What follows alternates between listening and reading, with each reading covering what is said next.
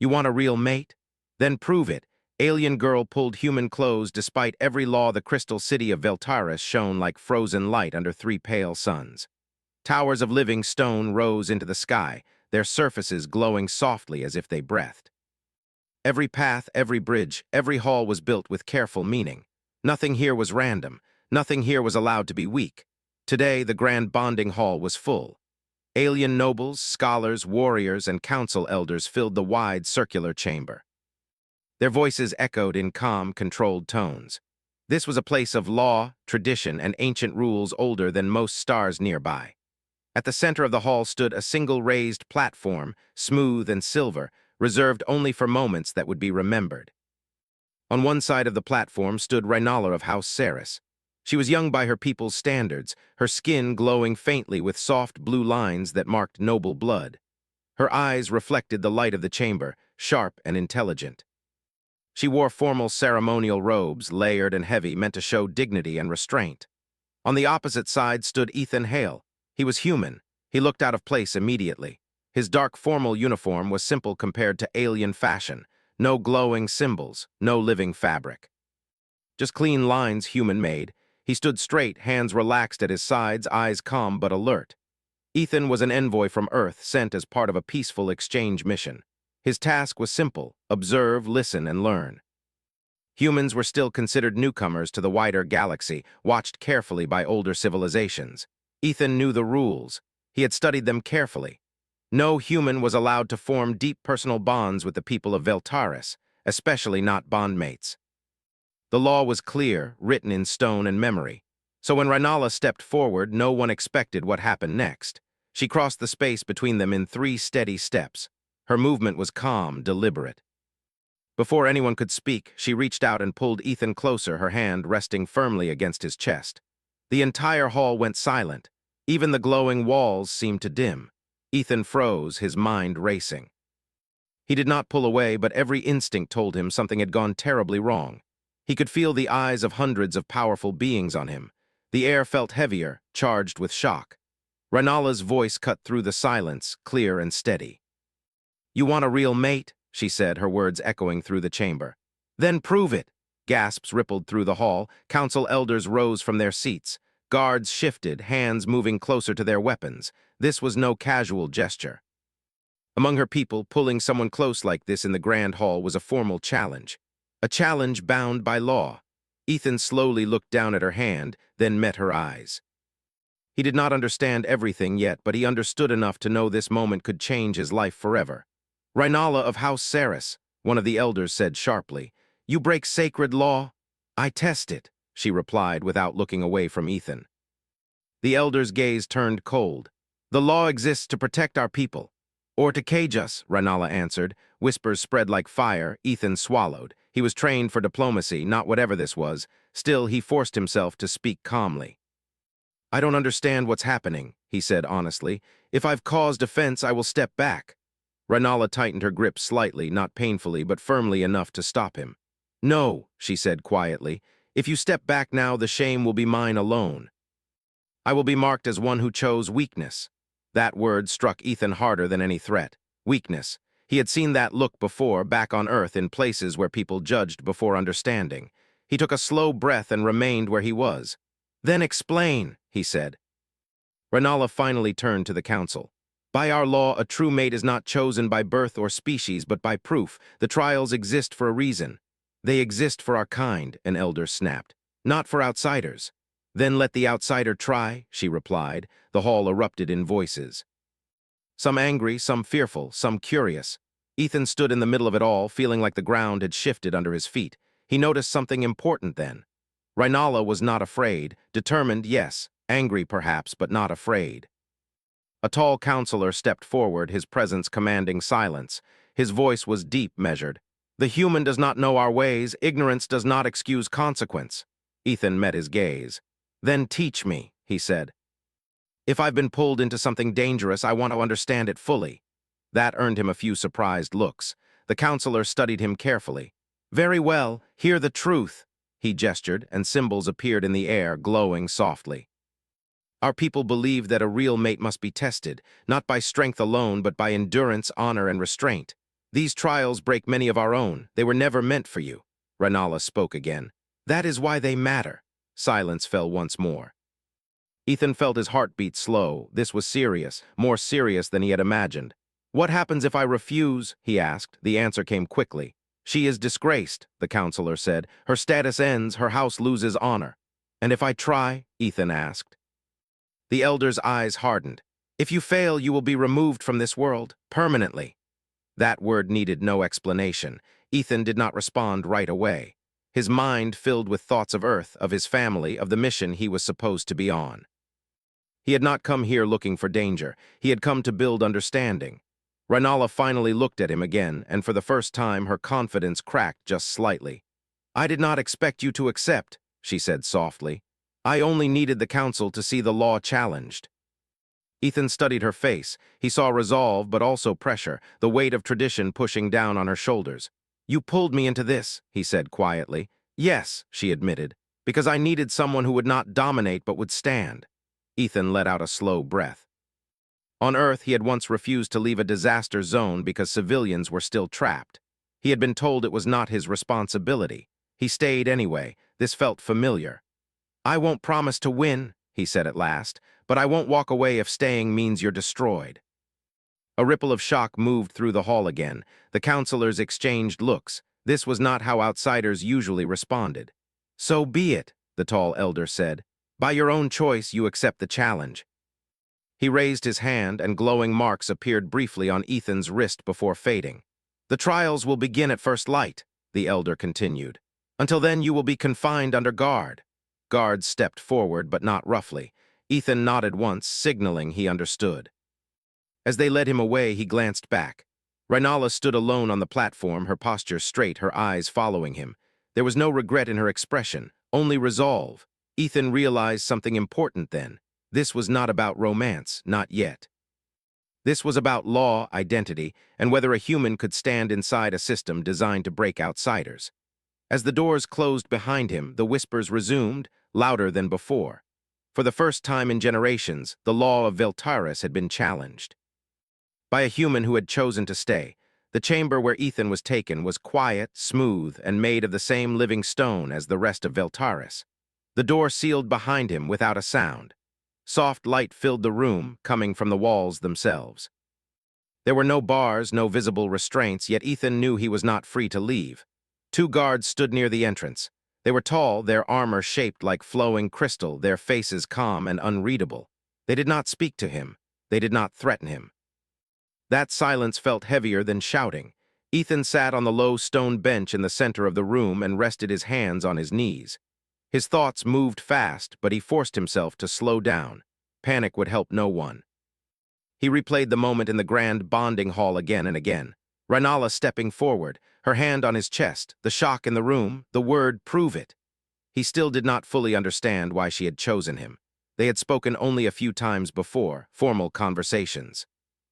Polite exchanges about trade, science, and culture, nothing personal, and yet she had trusted him with her future. The door shimmered softly and opened. Ranala entered alone. The guards stepped aside but remained alert.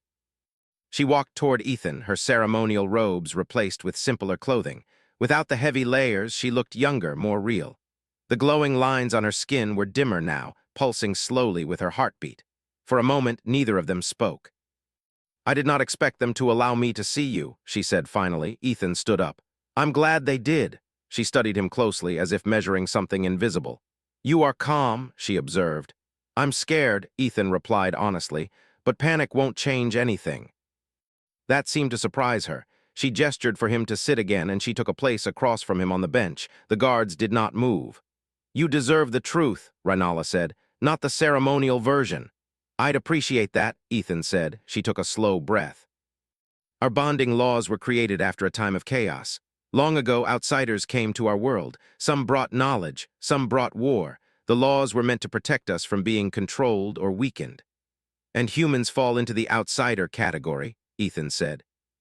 Yes, she replied, and worse, your species adapts quickly. You form emotional bonds easily. To my people, that is seen as dangerous. Ethan nodded. Because emotions can change loyalties. Because emotions can rewrite laws, she corrected. He thought about that. On Earth, many laws had changed because people refused to accept what was written as final. "Why me?" he asked gently. "Why pull me into this?" Ranala looked down at her hands. "Because you listen," she said. "And because when my people speak of humans, they speak of strength and violence. But when you speak, you ask questions." She met his eyes again. "I needed someone who would not try to win by force." Ethan felt a tight knot in his chest. "You realize these trials could kill me." "Yes," she said quietly. "That is why I did not ask, I challenged." There was no pride in her voice, only acceptance. The guards shifted slightly, reminding them they were not alone. "You should know what the trials are," Ranala continued. "At least the kind of trials. The details change each time." "I'd rather know than guess," Ethan said. She nodded. "There are three core trials: the trial of endurance, the trial of reflection, and the trial of choice." Ethan frowned. "Reflection? It tests the mind," she explained. "Your fears. Your regrets, your limits, many fail there." He leaned back slightly. "On Earth, we have something similar. We just don't call it a trial, we call it life." That earned a small, unexpected smile from her. "The Council believes you will fail early," she said. "They believe humans break when pushed too far." Ethan thought of long nights, of loss, of standing in places where giving up would have been easier. "Sometimes we do," he said, "but sometimes we surprise ourselves." Ranala studied his face carefully, as if searching for falsehood. She seemed satisfied with what she saw. "There is something else," she added. "The trials are watched, not just by the Council, by the people." Ethan raised an eyebrow. "Public." "Yes, every success. Every failure. So if I fall, everyone sees it," he said. "Yes." He let out a slow breath. "No pressure, then?" For the first time since she entered, Ranala's composure cracked. She laughed softly, a quiet sound full of tension and relief. "I am sorry," she said. "For forcing this on you?" Ethan looked at her seriously. "You didn't force me to stay, I chose that part." Her laughter faded. "That choice may change everything." The door shimmered again. One of the elders entered, tall and imposing, his presence filling the room. Ranala stood immediately, bowing her head. Ethan followed her example a bit awkwardly. "The time for private words is ending," the elder said. His gaze moved to Ethan. "You will be escorted to the preparation hall." "What does that involve?" Ethan asked. "Observation," the elder replied. "Measurement, adjustment." That did not sound comforting. As the guards moved forward, Ranala stepped closer to Ethan. She spoke quietly so only he could hear. "Whatever happens," she said, "do not try to become what they expect." Ethan nodded once. "I'll just be human." "That," she said softly, "is what frightens them." They separated, and Ethan was led through long, glowing corridors. The city outside was waking as first light touched the crystal towers. He noticed alien citizens stopping to watch as he passed. Some looked curious, some fearful, some openly doubtful. He did not look away. The preparation hall was vast and cold. Symbols glowed on the floor, shifting slowly. Machines unlike anything he had seen hovered silently, scanning him from every angle. Alien technicians approached, calm and professional. They did not speak much. Data flickered in the air around him as his body was examined. "Your bone density is low," one said. "Compared to yours?" Ethan replied. "Yes." "That tracks," he said dryly. Another technician studied the readings. "Your nervous system shows high stress tolerance." Ethan shrugged. "I've had practice." Hours passed, tests followed tests. Heat, cold, pressure, balance, memory. Through it all, Ethan focused on breathing, on staying present. He did not try to impress. He only tried to endure. At one point, he faltered. His legs shook under increased gravity. A technician watched closely, waiting for him to fall. Ethan steadied himself and kept standing. Not because he was strong, because stopping felt worse. As the final scan ended, the lead technician stepped back.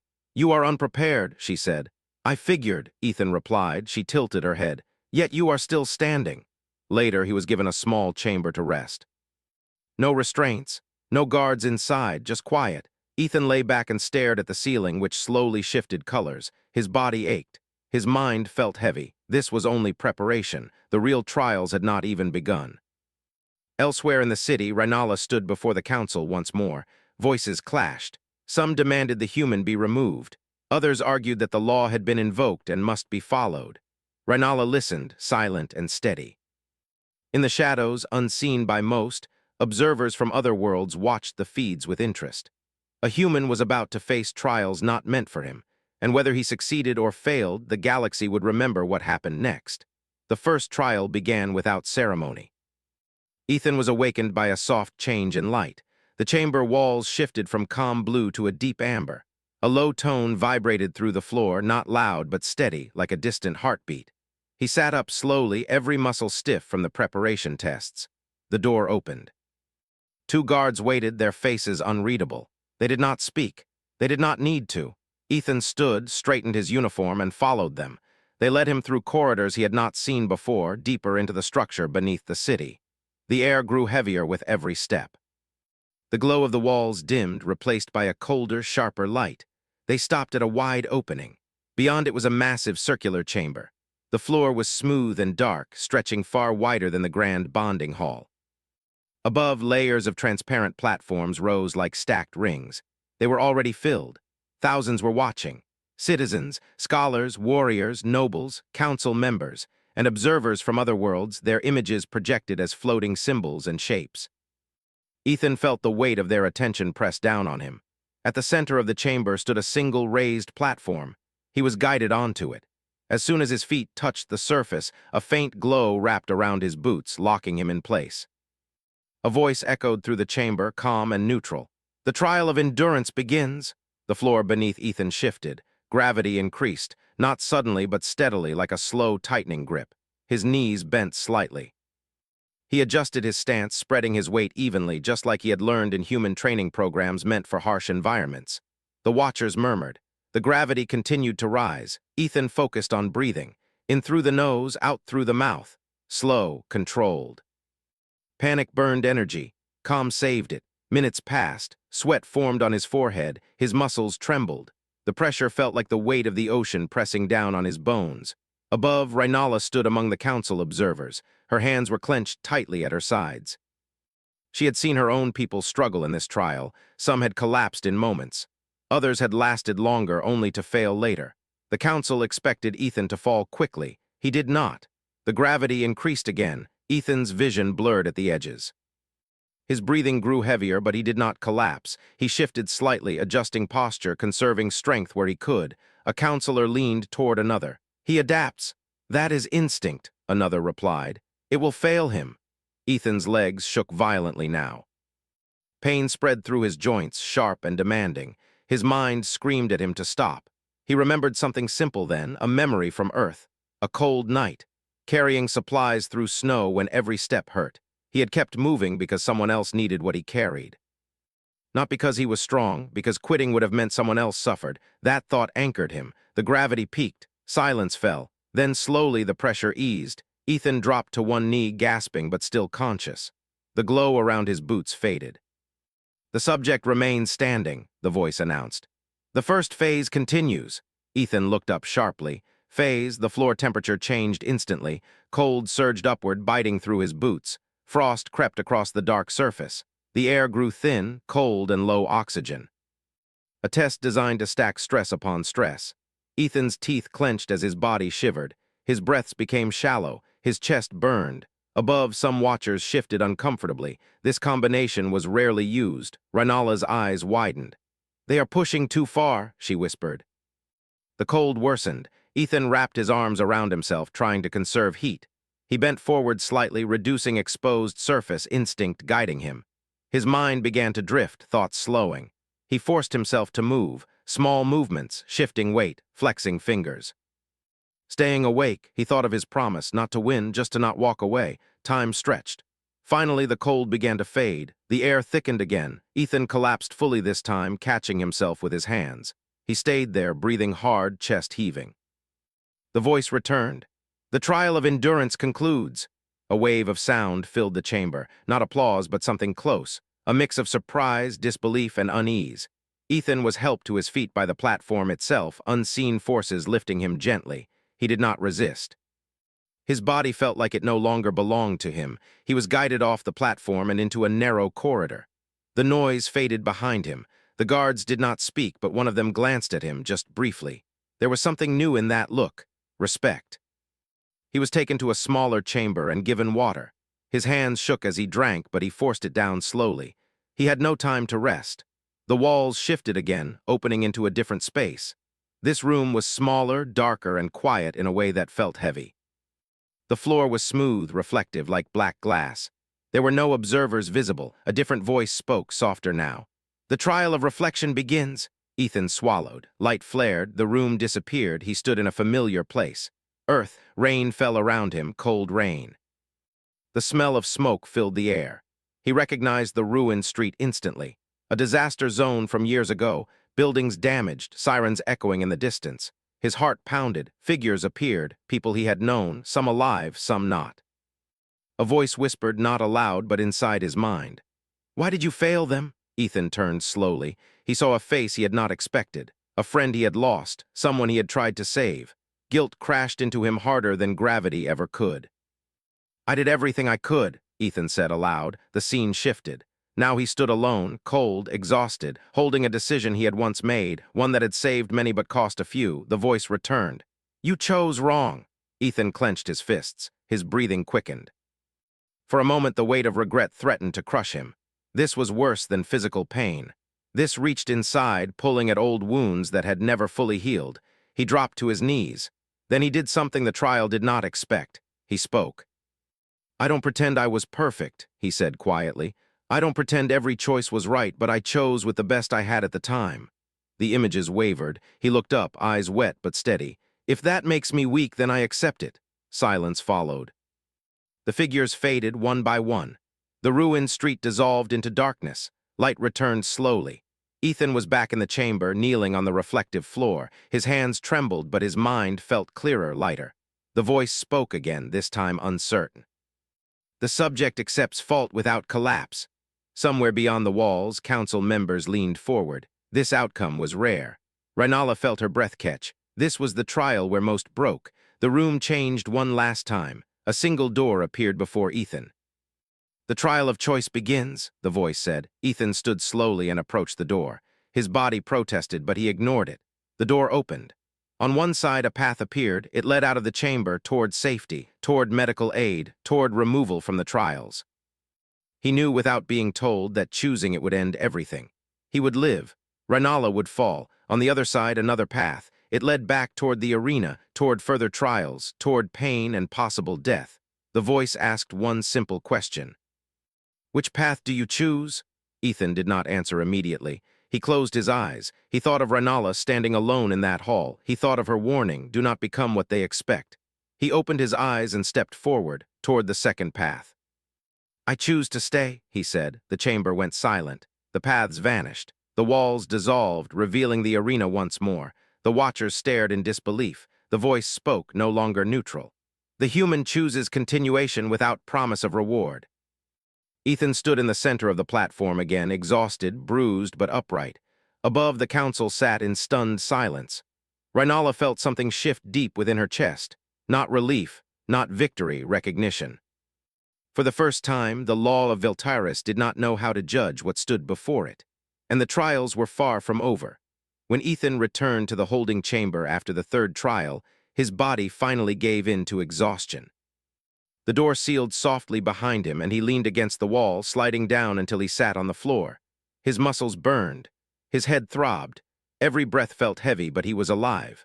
For a long time, he simply sat there, eyes closed, listening to his own breathing. Elsewhere in Veltyrus, the city no longer felt calm. The feeds of the trials had spread across the world.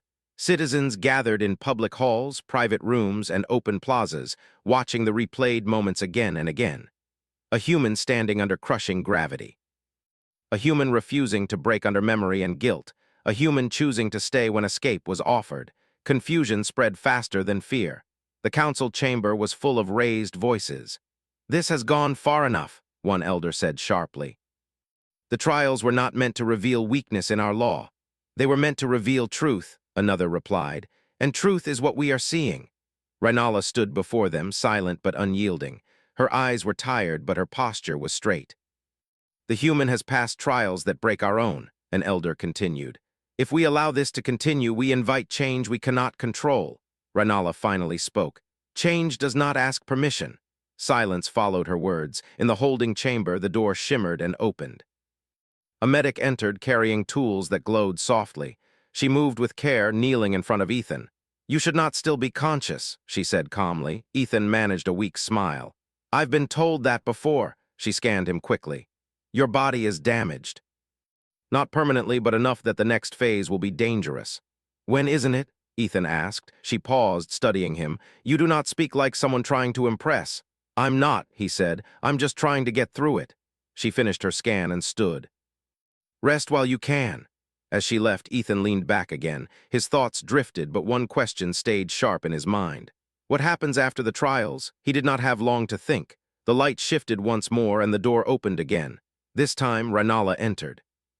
The guards remained outside. For a moment they simply looked at each other. The noise of the world felt far away.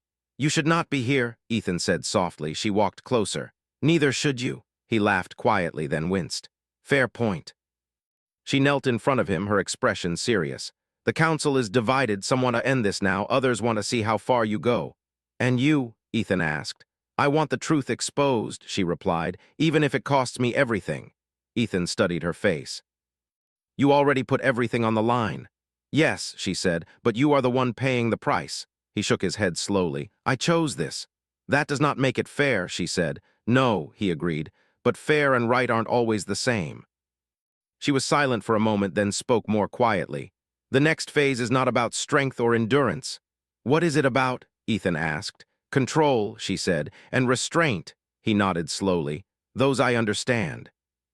Ranala hesitated, then reached out and placed her hand lightly over his wrist, careful, respectful. Whatever happens next, she said, remember this, you are not alone in this choice. Ethan met her eyes. Neither are you. The door opened again, signaling the end of their time. Ranala stood and stepped back. As she left, Ethan felt something shift inside him, not fear, resolve. The next trial took place in a different chamber, one designed to look almost peaceful. Soft light filled the space. The floor was warm, the air was calm. Ethan stood alone in the center. Around him, figures appeared, not enemies, civilians, alien citizens of Veltaris, young and old, unarmed, watching him closely. The voice returned. The next trial measures restraint, it said. You will be tested by provocation. Ethan frowned slightly. The figures moved closer. Some spoke. Their voices overlapped. You are dangerous. You do not belong here. You bring disorder. Others whispered doubts. If you fail, she will fall. If you leave, she is ruined. The words pressed in from all sides. Then the environment shifted. The floor tilted. The light dimmed. A sudden shock of energy surged near Ethan's feet, not enough to harm him, but enough to startle. The figures reacted, pretending fear. He attacks us, one cried. Guards appeared at the edge of the chamber, watching. Ethan understood. This was a trap. If he reacted with force, even by instinct, it would confirm every fear his presence had created. Another surge struck, closer this time. The ground shook. The figures stumbled deliberately, pointing at him. Ethan raised his hands slowly, palms open. I'm not here to hurt anyone, he said calmly. The shocks increased. The noise grew louder. The voices accused, blamed, demanded. Pain lanced through his leg as energy struck him directly. His body screamed to react. He did not. He lowered himself to one knee, making himself smaller, less threatening. I will take the pain, he said evenly, but I won't give you fear. The chamber fell quiet. The energy faded. The figures froze, then slowly dissolved into light. The voice spoke again, no longer cold. The subject demonstrates restraint under provocation. Above, the council watched in stunned silence. Some elders looked away. Others leaned forward, eyes narrowed, unsettled. This was not how the trial usually ended. Ethan was guided out again, weaker now, limping slightly, but still upright. In the city, something changed. Whispers turned into conversations. Conversations turned into arguments. If a human can choose restraint over dominance, one citizen asked, what does that say about us? What does it say about the law? Another replied. The council reconvened in emergency session. Rhinala stood among them, no longer just a noble, but a symbol of something larger. The trials have revealed more than we intended, one elder said. The human has not tried to conquer, impress, or control. Then what has he done? Another asked. He has endured, Rhinala said, and he has chosen others over himself. Silence followed. Ethan was brought before them once more, supported but unbound. He stood in the center of the chamber, facing the council. You have done what was not expected, the tall elder said. You have exposed flaws in assumptions long held. Ethan said nothing. He waited. The final decision remains, the elder continued. Not of trials, but of consequence. Rhinala stepped forward. The law states that a true mate is revealed through proof. The proof has been given. The law also warns of imbalance, another elder said. Of influence beyond control, Ethan finally spoke. If my presence causes harm, I will leave, not because I failed, but because choice matters. The words echoed through the chamber. The elders exchanged looks. This was not defiance, it was responsibility. The tall elder closed his eyes briefly. The final judgment will be made at first light. Ethan was escorted away one last time. As he rested in the quiet chamber, his body aching and his future uncertain, he did not feel regret. He had not tried to win, he had tried to be human. And across Veltaris, the world waited, holding its breath, as the ancient law stood on the edge of change. First light touched the crystal towers of Veltaris slowly, as if the city itself hesitated to wake. The soft glow spread across bridges and halls, reflecting a world holding its breath. Ethan stood alone in the center of the grand bonding hall. He was no longer restrained. No marks glowed on his skin. No guard stood close enough to touch him. Yet he had never felt more exposed. Every eye in the chamber rested on him, council elders, nobles, warriors, citizens, and distant observers from across the galaxy. Rhinala stood several steps away, her posture calm, her expression unreadable. She did not look at him yet. Tradition demanded distance until judgment was spoken. The tall elder who had overseen the trials stepped forward. His voice carried easily through the vast hall. "The trials are complete," he said. "The proof has been witnessed. What remains is decision." A low murmur spread through the chamber and faded. The elder continued, "By law, a true mate is revealed not by desire, not by force, but by conduct under trial. This law was written to protect us." He paused, his gaze moving across the council. "But laws are not stone," he said slowly. "They are mirrors." Ethan remained still. His body ached, but his mind was clear. The elder turned to him. "Human Ethan Hale, you were not meant to reach this point. You were expected to fail quickly to confirm what we believed." Several counselors shifted uncomfortably.